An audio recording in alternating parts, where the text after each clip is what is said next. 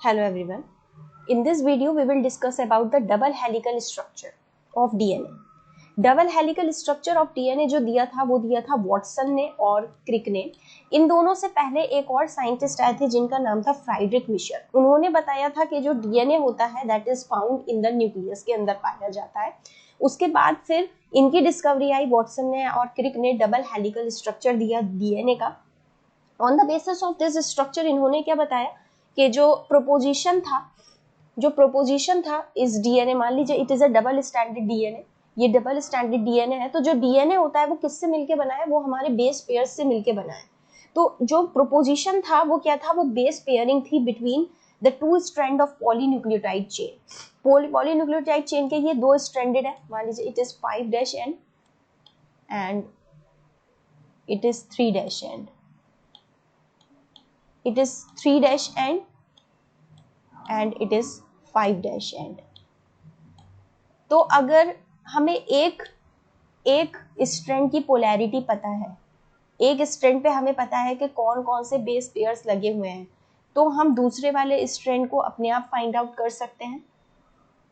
तो जो प्रोपोजिशन था इस डीएनए का that was based on equivalence rule के ऊपर बेस था। जो इक्विवेलेंस रूल था वो दिया था, इट वाज गिवन बाय इसी डीएनए का इरविन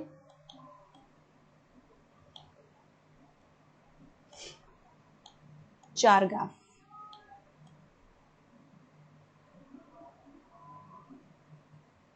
इरविन चारगाफ ने इक्विवेलेंस रूल दिया था।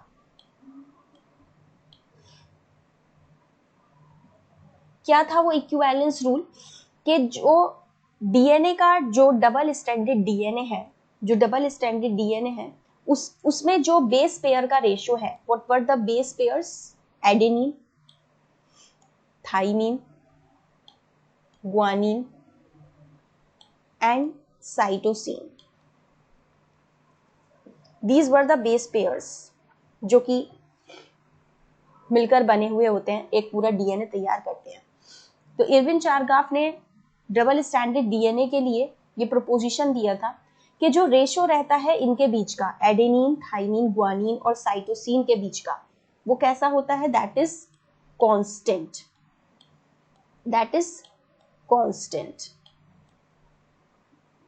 कांस्टेंट रहता है। कैसे, हमेशा क्या होगा, जब भी एडेनिन जो है वो थाइमिन के साथ हमेशा डबल बॉन्ड के साथ आता है और साइटोसिन जो है वो हमेशा ग्वानिन के साथ आता है।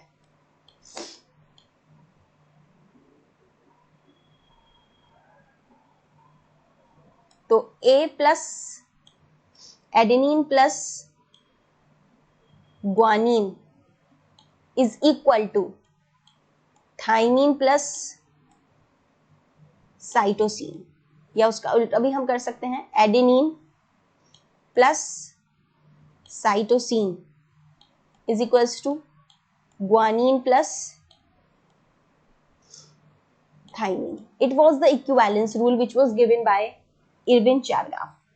इक्विवेलेंस रूल था ये जो कि इरविन चारगाफ ने दिया था। A is equal to T, मतलब जो प्यूरिन्स है वो हमेशा पिरिमिडीन के साथ आएंगे, हमेशा प्यूरिन पिरिमिडीन के साथ आएंगे। This was the equivalence rule. और अगर हम इसका देखें A/T is equals to T है, तो A/T का जो रेशियो रहेगा दैट इज इक्वल्स टू 1। और अगर हम G/C का रेशियो देखेंगे तो इट इज इक्वल टू 1। तो कहने की बात ये थी कि जो इरविन चारगाफ है उन्होंने इक्विवेलेंस रूल दिया था about the double standard DNA में जो बेस पेयर है उनका जो रेशियो रहता है दैट ऑलवेज रिमेन कांस्टेंट।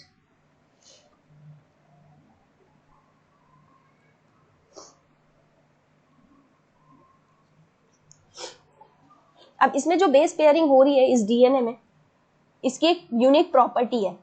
हम ये कहते हैं कि ये कॉम्प्लीमेंट्री है एक दूसरे के। अगर हमें एक स्ट्रैंड की सीक्वेंस पता है तो दूसरे वाले स्ट्रैंड की हम प्रिडिक्ट कर सकते हैं।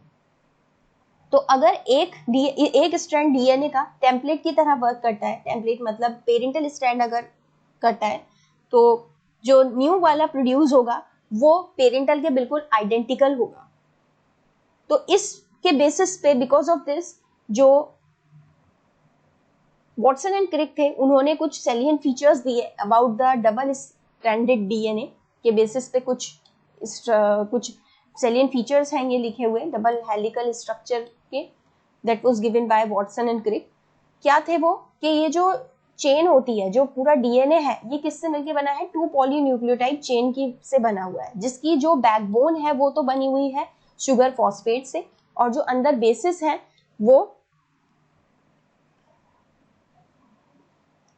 वेयर द जो बैकबोन है that is constituted by sugar phosphate, और जो बेसिस है वो अंदर दिखाई दे रहे हैं लाइक दिस। ये हमारा डबल स्ट्रैंडेड डीएनए है, तो ये इसकी बैकबोन है, इट इज द बैकबोन, हम इसको बैकबोन कह रहे हैं। ये जो बैकबोन है it is made up of, ये किससे मिलकर बनी है? It is made up of sugar plus phosphate से मिलकर बनी है। और अंदर क्या है इसके? These are the base pairs, these are the base pairs, या नाइट्रोजिनस बेसिस हम इनको कह सकते हैं। तो हमने ये पीछे पढ़ा था पॉलीन्यूक्लियोटाइड चेन में कि जो पूरी पॉलीन्यूक्लियोटाइड चेन है वो इन्हीं की बनी हुई होती है। Sugar plus phosphate plus base pair को हम मिला दें तो इट फॉर्म अ न्यूक्लियोटाइड। तो डीएनए जो है वो बहुत सारे न्यूक्लियोटाइड से मिलकर बना है, that's why it is called polynucleotide chain. तो पहला फीचर ये है कि 2 पॉलीन्यूक्लियोटाइड चेन से मिलकर बना है, जिसकी backbone that is constituted by sugar phosphate, और बेसिस अंदर होते हैं इसके।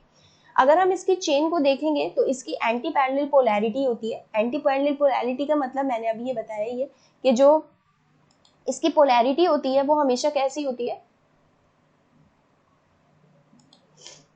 दैट इज 5' to 3', और इसकी उल्टी दूसरी पोलैरिटी होगी, जो यहाँ 5' है तो यहाँ क्या होगा? 3' and to 5' n। It is anti parallel polarity होगी इसकी। अब इसके अंदर जो बेसिस प्रेजेंट है, अंदर बेसिस जो इसके अंदर प्रेजेंट है, they are paired through hydrogen bond that forming the base pair. मतलब के अंदर जो इसके बेस पेयर लगे हुए हैं, these are the base pair. ये बेस पेयर क्या है? These base pair are these adenine, thymine, guanine and cytosine. तो हमेशा एडेनिन इज द प्यूरिन और थाइमिन इज पिरिमिडीन। तो हमेशा जो प्यूरिन है वो हमेशा पिरिमिडीन के अपोजिटली आता है। तो एडेनिन के साथ थाइमिन जब लगता है तो डबल हाइड्रोजन बॉन्ड आते हैं, और ग्वानिन जब साइटोसिन के साथ लगता है तो इसमें ट्रिपल बॉन्ड आते हैं, ट्रिपल हाइड्रोजन बॉन्ड्स आते हैं। तो यही कह रहा है कि adenine form 2 hydrogen bonds with thymine, और अपोजिट स्ट्रैंड में अगर होगा तो थाइमिन एडेनिन के साथ में हाइड्रोजन बॉन्ड बनाएगा। सिमिलरली जो ग्वानिन है that bonded with cytosine with 3 hydrogen bond, हमेशा प्यूरिन जो है वो पिरिमिडीन के अपोजिटली आएगा। तो दिस जनरेट अप्रोक्सीमेटली, जब ऐसा होगा तो यूनिफॉर्म डिस्टेंस आएगा दोनों के बीच का, दोनों हेलिक्स के स्ट्रैंड के बीच के में क्या आएगा? यूनिफॉर्म डिस्टेंस आएगा। दोनों चेन्स को अगर हम देखेंगे तो ये एक राइट हैंडेड फैशन में क्वाइल्ड हो रही है। अगर पिच देखेंगे हम इस हेलिक्स की तो इट इज ये पूरी जो इस लेंथ होती है इसकी पूरी इस डीएनए की, that is about 3.4 nm। It is about 3.4 nm।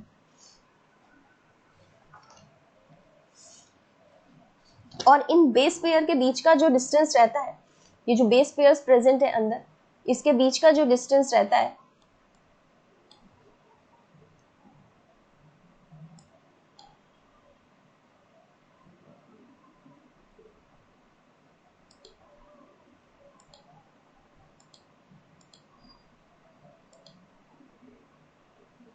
इसके बीच का जो डिस्टेंस रहता है that is about 0.34, that is about दोनों स्ट्रैंड के बीच का रहेगा 0.34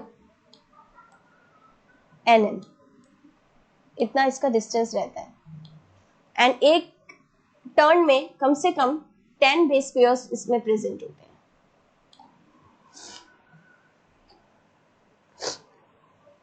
तो इसकी जो पिच की हेलिक्स का जो पिच है that is about 3.4 nm, 3.4 nm होता है।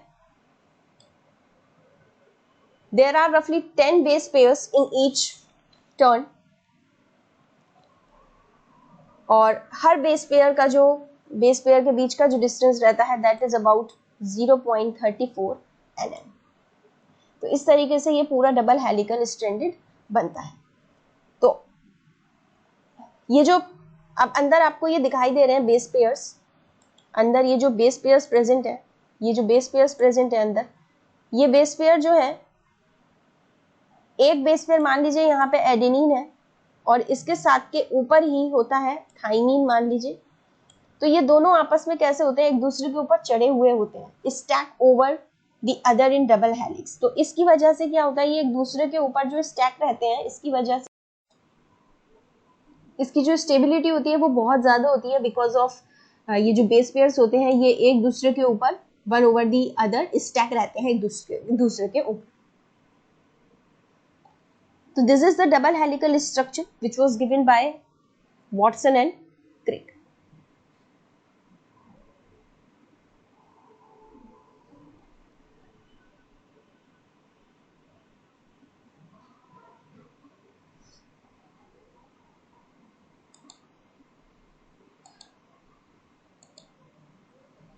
अब इसके बाद एक सेंट्रल डोग्मा था, सेंट्रल डोग्मा जो था that was given by Francis Crick ने दिया।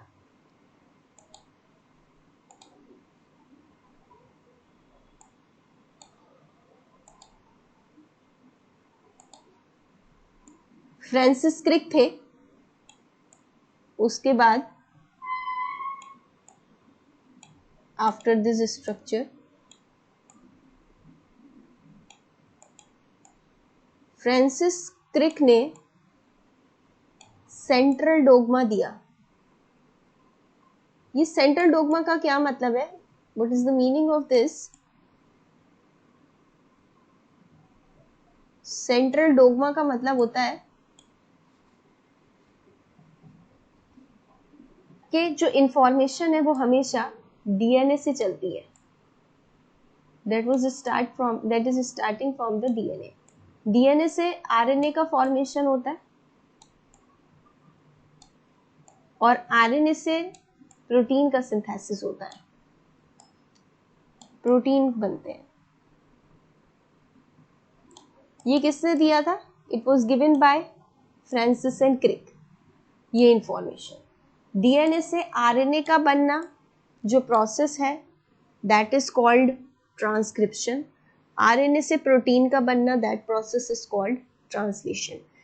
जब डीएनए से डीएनए बन रहा है, व्हेन डीएनए से डीएनए की कॉपी हो रही है, तो जो प्रोसेस होगा that process is called replication.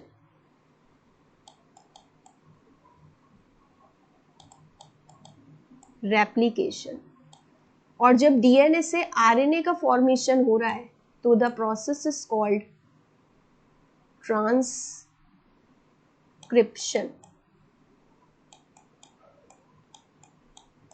और जब आरएनए से प्रोटीन बन रहे हैं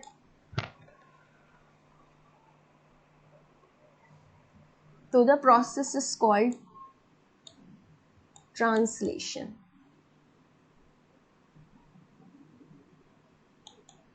ट्रांसलेशन।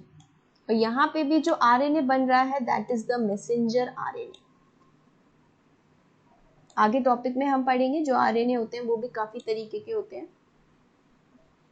तो फ्रांसिस क्रिक ने after the double helical structure Francis Crick given the central dogma. Central dogma में क्या था, जो डीएनए था, जो इंफॉर्मेशन थी वो डीएनए से आरएनए बन रहा था, आरएनए से प्रोटीन का फॉर्मेशन हो रहा था। तो जब डीएनए से डीएनए बन रहा है दैट इज रेप्लिकेशन।